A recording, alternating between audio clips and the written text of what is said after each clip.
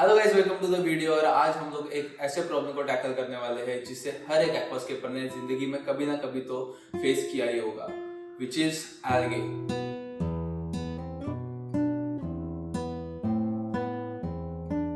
So as you can see, this is the tank जिसे हमने last video में setup किया था और अभी इसे 4 हफ्ते पूरे हो गए हैं।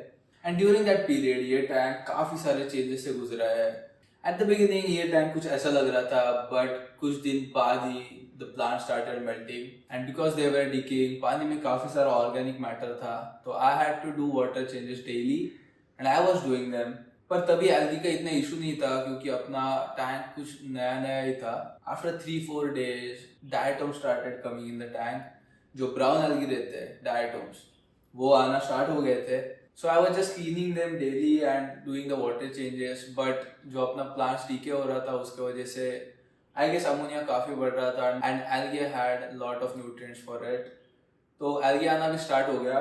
तब से लेके अभी तक मैंने लाइट का इंटेंसिटी चेंज करके देखा, CO2 का अमाउंट चेंज करके देखा, एंड आई थिंक ये जो लाइट मैंने अभी सेट किया है it is the perfect light जिसमें एल्गे नहीं आता है।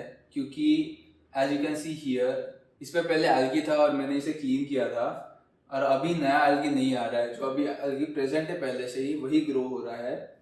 So I think once we get rid of all of the algae it should not come back. तो आज के वीडियो में हम लोग वही करने वाले हैं। We are going to try to get rid of all of the algae which is present in our tank. So let's get started with the algae cleaning. तो अभी एल्गे से छुटकारा पाने के लिए सबसे पहले हम लोग मैन्युअली जितना भी हमसे हो सके एल्गी को निकाल लेंगे टैंक से, क्योंकि जब एल्गी का अमाउंट कम होगा तो it will be easier to get rid of.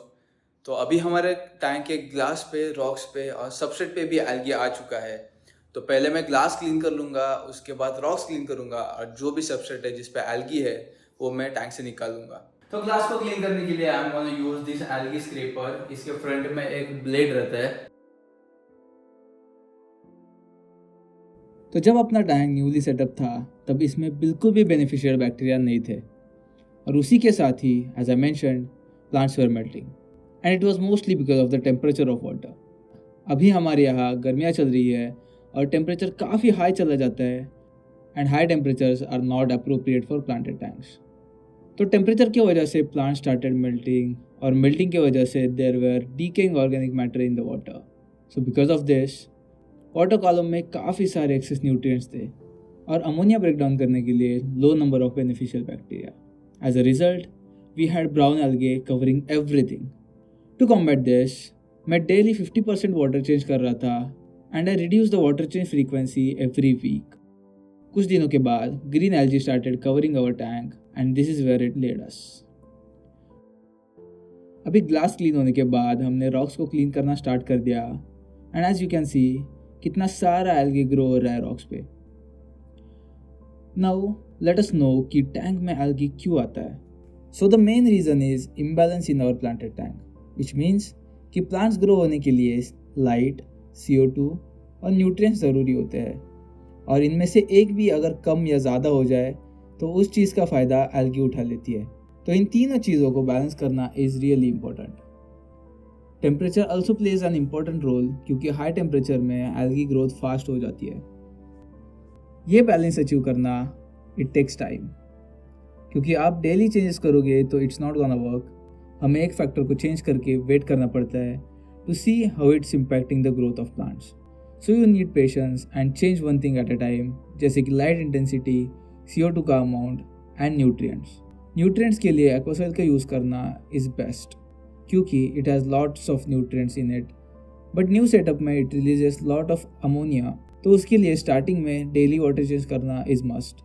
और आफ्टर सम टाइम हमें फर्टिलाइजर्स भी डोज करना पड़ता है, और उसका अमाउंट फिगर आउट करना इट्स अ हार्ड टास्क। अगर ज़्यादा हो जाए तो भी एल्गी और कम हो जाए तो भी algae. So to keeping a successful aquarium requires a lot of patience and observation. और अगर आपको ये सारी चीज़ें ईजी करने हो, so you can spend a lot of money, जैसे कि expensive light, good CO2 system, also good fertilisers and dosing pump for it. इन सब में आपने अगर इन्वेस्ट किया तो ऊपर का बैलेंस अचीव करना इज़ रिलेटिवली ईजी। पर अगर आप मेरे जैसे हो जो ज़्यादा एक्सपेंसिव चीज़ें नहीं खरीद सकते, so you have to give some time to achieve this balance. Now that all of the algae is clean off the rocks, अपना टैंक कुछ ऐसा लग रहा है। The water is full of algae spores और अभी हम लोग ये पानी निकालने वाले हैं. But before doing that, we are gonna get rid of all of the algae infested substrate. algae से छुटकारा पाने के लिए बस manual removing is not enough. हमें रूट कॉज को भी टैकल करना पड़ेगा, which might be excess light, excess nutrients in water column या फिर लो CO2. CO2 का अमाउंट बराबर है या नहीं ये चेक करने के लिए we can use drop checker which turns green if CO2 is running in right amount. अगर ये ब्लू रह गया तो CO2 इज लेस और अगर येलो हो गया तो CO2 का अमाउंट बहुत ज़्यादा है. नेक्स्ट, अगर वाटर कॉलम में न्यूट्रिएंट्स ज़्यादा हो गए तो we can do frequent water changes and reduce the amount of fertilizers we dose. काफ़ी टाइम हम लोग फर्टिलाइज़र यूज़ करते टाइम बॉटल पे लिखे हुए इंस्ट्रक्शंस को फॉलो करते हैं, बट वो अमाउंट फुल्ली एस्टेब्लिश टैंक के लिए होता है with lots of plants. Starting में we don't need that much fertiliser, so we have to adjust the amount accordingly. और हम लोग पानी का वॉल्यूम कैलकुलेट करते टाइम हार्डस्केप को कंसिडर करना भूल जाते हैं, and this is the point for which I am also guilty. Hardscape की वजह से टोटल वाटर वॉल्यूम अपने टैंक में टैंक के हिसाब से कम रहता है, सो उसके हिसाब से हमें डोसिंग एडजस्ट करना चाहिए. Now that our manual cleaning is done, let's wait till tomorrow और उसके आगे देखेंगे हम लोग और क्या precautions लेना है.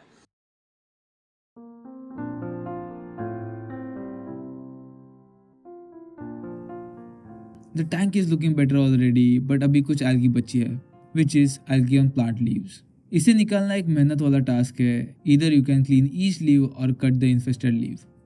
As you can see, our plants are new growth, but जो पुराने वाले leaves थे उन पे algae आके बैठ गया है पूरा. So we are gonna try to get rid of them. तो हम लोग अभी कटिंग स्टार्ट करने वाले हैं. जो भी leaves है जिन पे algae है वो हम लोग कट कर लेंगे.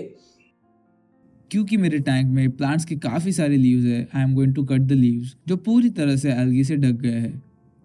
एक बार एल्गी का अमाउंट कम हो गया तो हेल्दी प्लांट्स न्यूट्रिएंट्स लेके एल्गी का ग्रोथ कम कर देंगे.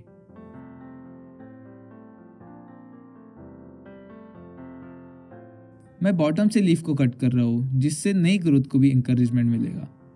इन लीव्स की एक अच्छी बात है कि ये फ्लोट करके सरफेस पे आ जाती है, जिससे इन्हें निकालना काफ़ी इजी हो जाता है. यहाँ पे आप देख सकते हैं कि लीव्स पे कितना एल्गी था. मैंने स्लो ग्रोअर्स जैसे कि अनुबियस के लीव्स को हाथ से ही साफ किया क्योंकि इसकी लीव्स को ग्रो होने में काफ़ी टाइम लगता है and also they are easy to clean. Let's take out all of the leaves from the water and these are all of the leaves we cut today. Now that our cutting is done, हम लोग अपने filter को काम करने देते हैं और let it clear the water. तब तक हम लोग नेक्स्ट प्रॉब्लम को सॉल्व करते हैं, which is this large window behind my tank. तो सीन क्या है, सुबह में और शाम में इस विंडो से काफ़ी सारा सनलाइट आता है. तो जब लाइट भी बंद रहेगा ना तब भी टैंक को लाइट मिलता रहता है. So we are gonna cover it with newspaper so that we have full control over the light which enters the tank. So this is the last point, controlling the light. जैसे कि मेरे case में अपना tank एक window के बाजू में है, तो जैसे ही लाइट टैंक पे पड़ती है फोटोसिंथेसिस चालू हो जाता है. बट ये फोटोसिंथेसिस प्लांट से ज़्यादा एल्गी करती है क्योंकि तब तक CO2 चालू नहीं होता है. Same goes after the lights being turn off. Light बंद होने के बाद भी एल्गी सनलाइट की वजह से फोटोसिंथेसिस चालू ही रखती है. So stopping any light apart from the light on top of the tank is necessary. Now that we have done everything, अभी हमें वेट करना है, ऑब्जर्व करना है और कुछ चेंजेस करने हैं जब तक हमारा टैंक बैलेंस नहीं हो जाता. मैं इस टैंक के बारे में अपडेट्स अपने चैनल पर डालता रहूंगा and if you want to see that जाके सब्सक्राइब करो and if you like this video जाके लाइक भी करो and I will see you in the next one.